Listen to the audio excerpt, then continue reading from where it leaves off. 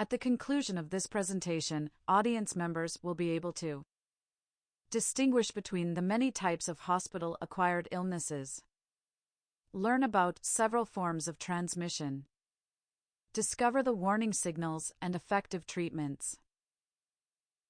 Nosocomial infections. Nosocomial infections, commonly known as healthcare-associated infections, are illnesses acquired while getting health treatment that was not present before admission.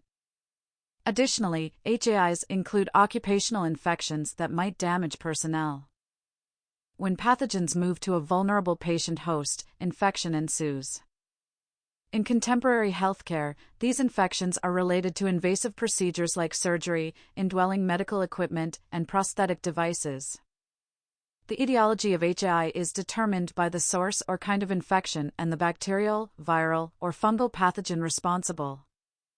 HAI is the most prevalent adverse event that compromises patient safety in healthcare.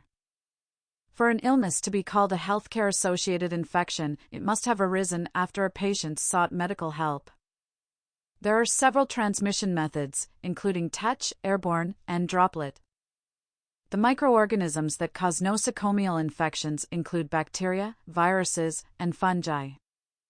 Bacteria are the most prevalent pathogens overall, followed by fungi and viruses. Modes of transmission, signs and symptoms, and prevention. The most frequent mode of transmission is by direct or indirect contact when the organisms are conveyed through direct or indirect contact.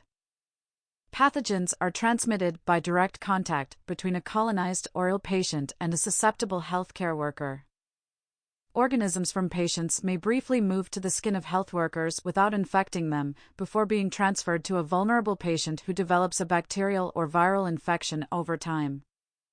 When an infected individual touches a surface, such as a doorknob, and then a healthy worker touches the same surface, the germs travel from one patient to another.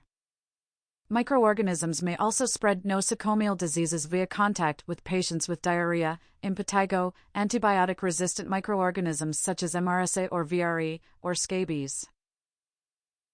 Microorganisms may be transported from the respiratory tract by big droplets traveling less than 3 feet. Droplet-transmitted infectious diseases include influenza, Bordetella pertussis, and Neisseria meningitidis, among others. When healthcare personnel fails to wear protective gear such as gowns, masks, and gloves correctly, the virus may spread via the air. Patients transmit nosocomial illnesses via the air to healthcare professionals, who subsequently expose additional patients or colleagues. These diseases may be avoided with hand hygiene, aseptic technique, and environmental infection prevention and control. Airborne transmission includes the transfer of organisms from the respiratory system through tiny droplets that travel over great distances. The airborne transmission of varicella, TB, measles, and the new SARS-CoV-2 virus is possible. Infected individuals may transmit microorganisms to others through the air or by contacting contaminated areas and then contacting their own intestinal mucosa such as their eyes, nose, or mouth. In addition to infections caused by cross-contamination between patients and healthcare staff, the causes of illnesses are patients' susceptibility to common infections owing to compromised immune systems. Moreover, surgical site infections are a cause of HCIs such as implants and prostheses. This includes central line-associated bloodstream infections and catheter-associated urinary tract infections. Central venous catheters are the leading cause of hospital-acquired bloodstream infections in the United States. CLABSI develops in the context of a central venous catheter and is a form of HAI that is mostly avoidable. CLABSI commonly arises when bacteria on the skin grow along the catheter's exterior portion and into the intravascular region. In a patient with a central line at the time of infection or within 48 hours following removal, a central line-associated bloodstream infection would develop with fever and rigors due to bacteremia.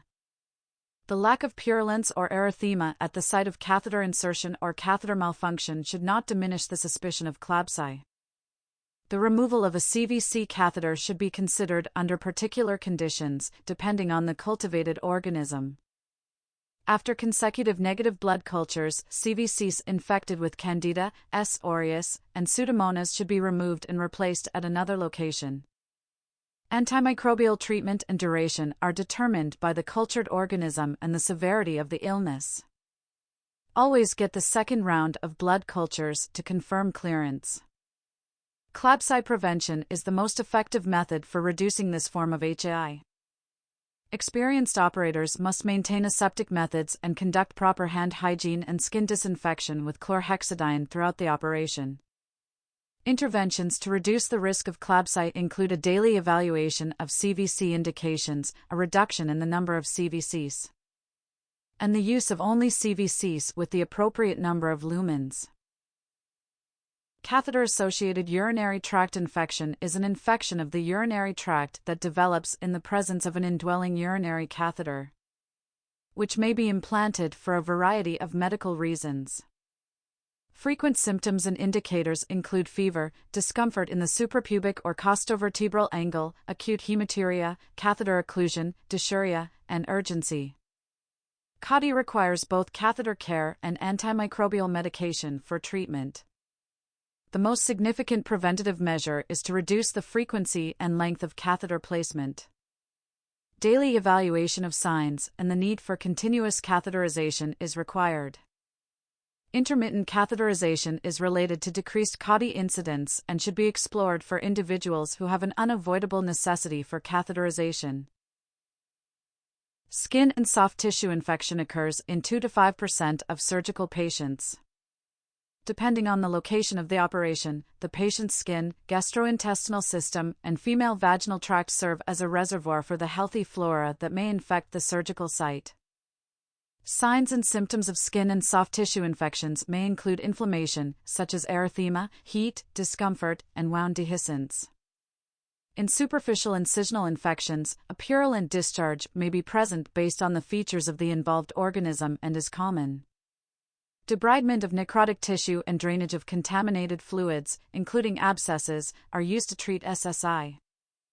Antimicrobial treatment should first be selected with wide coverage for the most frequent pathogens associated with the particular location of illness, and subsequently, coverage should be narrowed when culture results are acquired.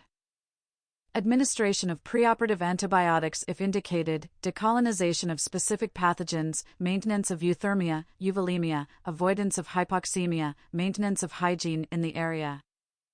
Monitoring of dressings, incision sites, and postoperative drains are all possible preventative measures for SSI.